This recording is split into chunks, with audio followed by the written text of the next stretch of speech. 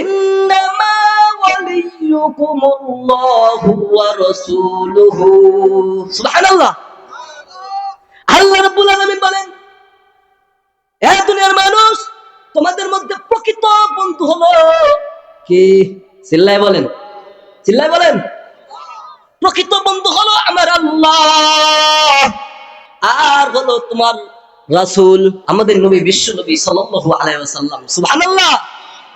বিশ্বাস হয়? আমার আল্লাহ রাব্বুল আলামিনকে যদি কোনো মানুষ বন্ধুত্ব বানায়, যেই যুবক আল্লাহর সাথে মুহাব্বত ভালো রাখবে, কোন গাঞ্জা খোর, ইয়াবা খোর, সিগারেট খোর তাকে পথভ্রষ্ট করতে পারবে না। ঠিক কিনা? যেই যুবক আমার আল্লাহর সাথে বন্ধুত্ব করেছেন, ওই যুবককে যদি তুমি গানের প্যান্ডেলে ডাকো, বন্ধু গো চলো না অমুক জায়গায় বাসাতুন পাগড়িতে বড় একটা মেলা হচ্ছে, চলো না সেখানে যাই ঘুরে আসি, সেই যুবক ডাক দিয়ে বলবেন, না রে বন্ধু না, আমি তো আমার নবীর সুন্নতের চশমা লাগাইছি। সুবহানাল্লাহ। আমি আমার আল্লাহ রাব্বুল আলামিনকে আমি বন্ধু বানাইছি। আমার সেই বন্ধু আমাকে নিষেধ করেছে, কোন গান মজমার মধ্যে যাওয়ার জন্য আমাকে নিষেধ করেছে। আল্লাহ রাব্বুল আলামিন আমাকে 5 ওয়াক্ত নামাজের জন্য আমাকে নির্দেশ করেছে। আল্লাহ রাব্বুল আলামিন আমাকে যাকাত প্রদানের জন্য আমাকে নির্দেশ করেছে। আমি আমার বন্ধুর কথা ছাড়া আমি এক পাও নড়তে পারবো না। ঠিক কি না? আর যাদের ঈমান নষ্ট, ঈমান দুর্বল, তারা দেখবেন দূর বেড়া চলে যাবে। ঠিক কি না? তাহলে একটা জবাব দেন, সর্বপ্রথম প্রকৃত বন্ধুকে আরো জোরে বলতে হবে, আল্লাহ প্রত্যেকটা মানুষের জন্য বন্ধু। ঠিক কিনা? জোরে বলেন। 2 নম্বর হলো তার রাসূল, আমাদের নবী মুহাম্মদুর রাসূলুল্লাহ, যেই নবীর সাথে হযরত আবু বকর বন্ধুত্ব লাগাইছিলেন, যেই নবীর সাথে ওমর ফারুক বন্ধুত্ব লাগাইছিলেন, যেই নবীর সাথে আবু তালহা বন্ধুত্ব লাগাইছিলেন, আল্লাহ রাব্বুল আলামিন তাদের সম্মান এত উচ্চ করে দিয়েছেন, দুনিয়ার কোন মানুষ এমন মর্যাদা কখনোই লাভ করবে না রে বাবা। দুনিয়ার মানুষ ভালো করে শুনে নাও, আল্লাহ রাব্বুল আলামিন ডাক দিয়ে কয়, তোমরা যদি আমার নবীকে যদি আঁকড়ে ধরতে পারো, দুনিয়ার কোন বেঈমান, দুনিয়ার কোন অমুসলিম তোমাদেরকে পথভ্রষ্ট করতে পারবে না। যদি আমার নবীর তরিকাটা যদি তোমরা সঠিকভাবে আঁকড়ে ধরো। আমার নবী, বিশ্ব নবী রাহমাতুল লিল আলামিন মৃত্যুর সময় 2টা কথা বলে গেছেন, 1 নম্বর কোরআন, 2 নম্বর হলো সুন্নাহ। আমরা সুন্নাহটাকে বাদ দিয়ে দিয়েছি, শুধু কোরআনটাকে আঁকড়ে ধরেছি। আমাদের সমাজে এমন কিছু মানুষ আছে, সুন্নাতকে আমরা বাদই দিয়ে গেছি। ঠিক কি না? হাতে গোনা কয়েকটা পীরের দরবার আছে, হাতে গোনা কয়েকটা মাদ্রাসা আছে, হাতে গোনা কয়েকটা মসজিদের ইমাম সাহেব আছে, হাতে গোনা কয়েকটা মসজিদের খতিব সাহেব আছে, রাসূল সাল্লাল্লাহু আলাইহি ওয়াসাল্লামের সুন্নাত আদায় করে। ঠিক না? এবার আমার আলোচনা লম্বা করব না। 3 নম্বর হলো আল্লাহ রাব্বুল আলামিন বলেছেন, وَيُقِيمُونَ الصَّلَاةَ وَيُؤْتُونَ الزَّكَاةَ وَهُمْ راكعون। আল্লাহ রাব্বুল আলামিন কোরআনের মধ্যে বলে দিলেন, যে ব্যক্তি সালাত আদায় করবে তোমরা তাদের সাথে বন্ধুত্ব করো। সুবহানাল্লাহ। জোরে কোন? যারা সালাত আদায় করবে, কি আদায় করবে ভাই? যারা সালাত আদায় করবে, আল্লাহ রাব্বুল আলামিন বলেছেন, হে দুনিয়ার মানুষ, তোমরা যারা সালাত আদায় করবে তাদের সাথে বেশি বেশি উঠা বসা করো, বেশি বেশি শ্রদ্ধা রাখো, সম্মান রাখো।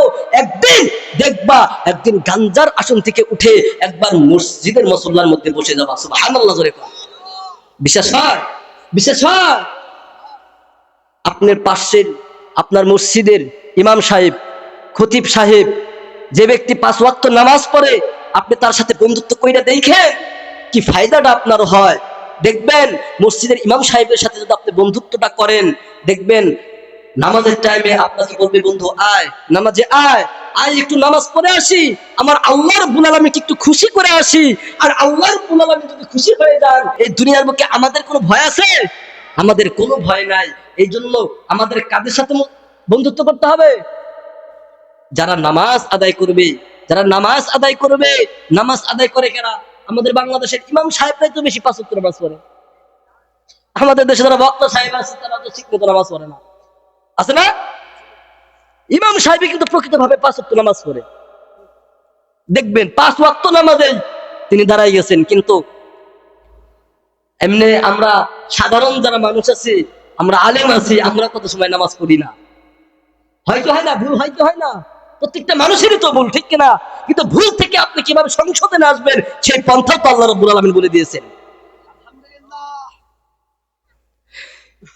4 নম্বর আল্লাহ রাব্বুল আলামিন বললেন, হ্যাঁ দুনিয়ার মানুষ, যারা দুনিয়ার বুকে যাকাত প্রদান করবে তোমরা তাদের সাথে বন্ধুত্ব করো।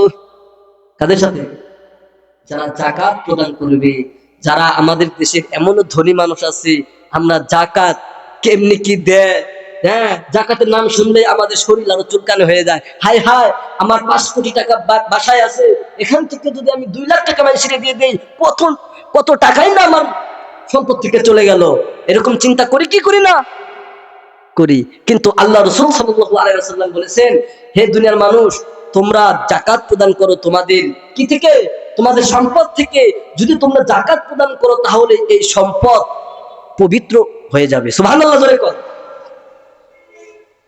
তাহলে আমাদের দেশের যারা ধনী মানুষ আছে, তাদেরকে যাকাত দিতে হবে কি হবে না? মাহফিলের জন্য এই আয়োজন করছে, যদি মাহফিলের জন্য টাকা চাওয়া হয় 150-200 এরকম বের হয়, ঠিক না? আর যদি কয় গানের প্যান্ডেল, সেই আবুল সরকার আসবে গান গাইতে, তাহলে দেখবেন বলে টাকার অভাব নাই, নগদ 1000 টাকা নোট বের হয়ে যাবে। তাদের ঈমান কতটা নিকৃষ্ট চিন্তা করা যায়। যেখানে কোরআনের আলোচনা হয়, যেখানে হাদিসের আলোচনা হয়, এই মাহফিলটাকে মানুষ তুচ্ছ মনে করে। আল্লাহ রাব্বুল আলামিন বলেন, এই দুনিয়ার বুকে যেখানে ওয়াজ মাহফিল হয়, আল্লাহর কোরআনের কথা হয়, আমার নবীর কথা হয়, আল্লাহ রাব্বুল আলামিন ফেরেশতাকে ডাক দিয়ে কয়, ফেরেশতা রে, ওই নবগ্রাম বাস স্ট্যান্ড, সেখানে কিসের একটা মেলা বসাইছে, একটু গিয়ে দেখো না। আল্লাহ রাব্বুল আলামিন জানেন কি জানেন না? জানেন। তারপরও ফেরেশতাদেরকে জিগায়, দেখো না তারা কি এমন মজমা জমাইছে, একটু দেখে আসো। ফেরেশতারা ডাক দিয়ে বলে, ওগো আল্লাহ, সেখানে তো তোমার কালামের কথা হয়, মুহাম্মদুর রাসূলুল্লাহ সাল্লাল্লাহু আলাইহি ওয়াসাল্লামের জীবনী সম্পর্কে আলোচনা হয় গো। আল্লাহ ডাক দিয়ে কয়, ফেরেশতা রে, এত মানুষ কেন এই শীতের মধ্যে মানুষ কোরআনের কথা শুনতে আসে? তারা কি আমাকে দেখছে? তারা কি জান্নাত দেখছে? ফেরেশতারা ডাক দিয়ে কয়, না, তারা তো জান্নাত দেখে নাই। তারা কি জাহান্নাম দেখছে? তারা কয়, না, তারা তো জাহান্নাম দেখে নাই। তাহলে কেন তারা এই শীতের মধ্যে আমাকে ভয় করে কোরআনের বাণী শুনছে? সুবহানাল্লাহ বলে কয়। ফেরেশতারা ডাক দিয়ে কয়, ও আল্লাহ, যেই মানুষগুলো এই কনকনে শীতের মধ্যে তোমাকে ভয় করে, তোমার নবীকে মুহাব্বত করে, ভালোবেসে, এই কোরআনের মুহাব্বতের কারণে প্রচন্ড শীতের মধ্যে কোরআনের আলোচনা শুনতে আইছে, ওগো আল্লাহ, আমি তাদের পক্ষ থেকে আমি সুপারিশ করলাম, এই মজমা থেকেই তুমি তাদেরকে মাফ করে দাও। সুবহানাল্লাহ করে কও। আল্লাহ রাব্বুল আলামিন ডাক দিয়ে কয়, ফেরেশতা রে, যা যা, দৌড়ায়া যা, আমি ওই মানুষদেরকে চোখের পানি নাকের ডুগার আসার আগে আমি তাদেরকে মাফ করে দিছি। সুবহানাল্লাহ। আর কথা বাড়াবো না, আমাদের বিশেষ বক্তা এসে গেছেন, আমার উস্তাদ মহসিন আলম সাহেব, তিনি এখন ওয়াজ করবেন আমাদের সামনে। আমরা সকলেই বসে যাব। আল্লাহ রাব্বুল আলামিন যেন আমাদের সবাইকে কবুল করেন। আসসালামু আলাইকুম ওয়া রাহমাতুল্লাহি ওয়া বারাকাতুহু।